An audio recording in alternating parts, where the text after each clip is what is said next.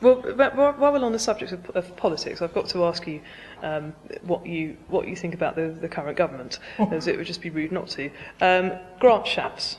I recently heard that he's about to be moved to be something deputy chairman or chairman of the Tory party. The sooner the better. Okay. I don't think I've ever in my career come across someone who really, really, really didn't get it. Hillary Armstrong was worse because she did get it. She willfully would not lift a finger to help. That was worse. But Grant Shapps, he just doesn't understand anything. His big idea for helping out the housing market in this country was to abolish home information packs. Well, has anyone noticed the great improvement in the housing market since they abolished home information packs? Why can't you see all of the estate agents' boards and pink sugar everywhere? Boris. And the buyers are just flocking. I insist on buying a house without a pack. And Boris, do you think Boris has made London a better place? Boris is lots of fun, isn't he? Well, I quite like him. And the worst mayor we could possibly have apart from Ken Livingstone. What am I going to do in a year's time, I ask myself. Who the hell am I going to vote for with those two being the candidates? Well, I think you should stand, yeah. I'll sit. I think you've got 30 votes in the room. And what about Dave? He's the Prime Minister. I don't have any strong views. Well, when we were at a party recently, you said that you thought he was like a blancmange in appearance and substance. Yeah. Well, you have to admit there's something quite blancmange-like about Dave Cameron. Actually, it's not quite. He's more like a tempor pillow, and Nick Clegg is, the hand that makes the imprint. You've seen those demonstrations, have you? Unlike normal foams, this is memory foam. So if you stick your hand in it, the imprint of your hand will fade over a period of a few seconds rather than instantly. So Clegg is the hand in the big blancmange of memory foam. I don't know, but I mean, let's not forget, it's only a year ago that we voted out the last bunch of clowns. Yeah, okay, so we need to give my this bunch views of clowns about a chance. Tony Blair, Gordon Brown and Peter Mandelson are vastly more negative than on the current government. Okay, well let's talk about the RICS then. Tell me, Mira, why don't the RICS send you any press releases anymore? Because they think I should arrested and be tried for attempted murder. Is there anyone here from the RICS? Well, I did invite them. No. Well, obviously, you see, they think I'm dangerous. Yeah. What actually happened? You've still got your Israeli army. Ak.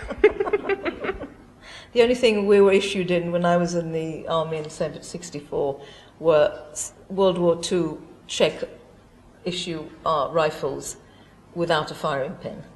Ah. So the degree to which and I've never wielded a guitar in other than anger.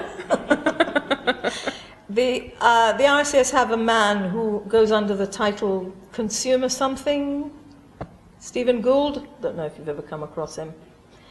He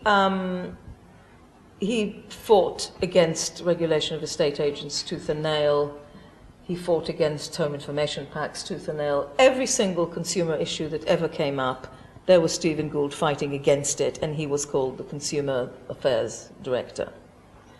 So I once said mentioned him to a press officer, and I said, as for your PR, I think Stephen Gould should be taken out and shot.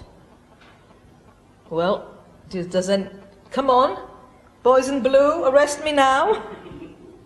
That was it. Since then, the RICS don't communicate with me. But they transmuted saying that he should be shot to... They considered that to be attempted murder. Wonderful institution that they are. They also still, I think, strongly believe that the fact that they don't send me their press releases hurts me more than it hurts them.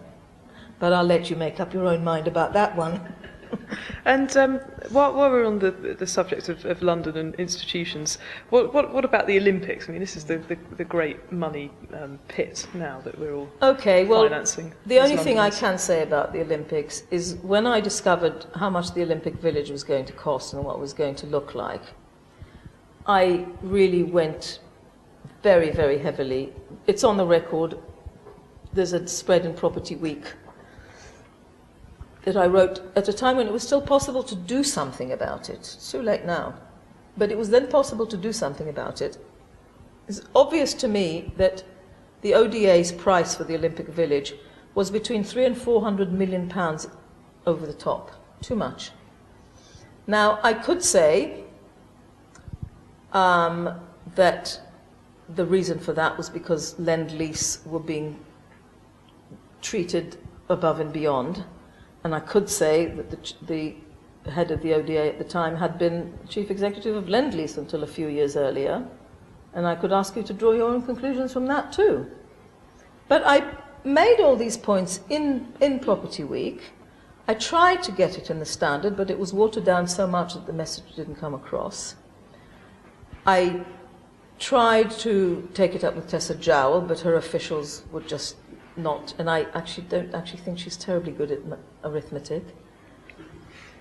I actually accosted Boris Johnson at the launch of his father's biography, autobiography. I would have loved to have been there.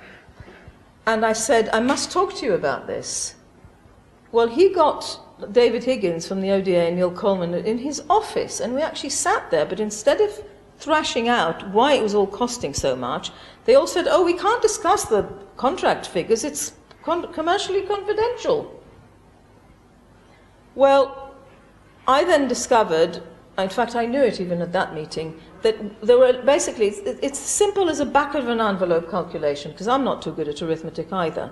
There was 11 units, 11 blocks, pretty much identical in other than the very most superficial exterior. The whole thing, by the way, have you seen it? Have you seen images of it? It's absolutely horrible. It looks like a 1960s council estate. It's really unattractive. But okay, they needed somewhere to put the athletes. Well, they had 11 identical units.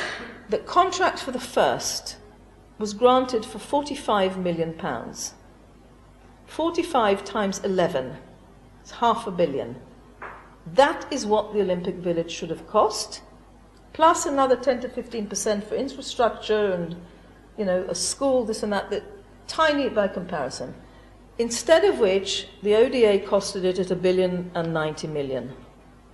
And I could not get any person in a decision-making position in this country to say to David Higgins, excuse me, if we awarded one contract for 45, why did you award any of the others for any more than that? Olympics, sacred. Well, now half of them have been sold to a bunch of housing associations for 250 million? Something like that, maybe less. The other half are now up for grabs, and I will be gratified because I'm a taxpayer, but I'll be most surprised if they go for more than 300 million. They won't be able to sell them. They look horrible. They're bunched up in lumps of blocks. It's Stratford, for heaven's sakes, not Fulham.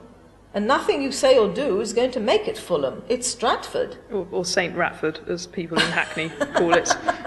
That's a good marketing angle. St. Ratford, okay.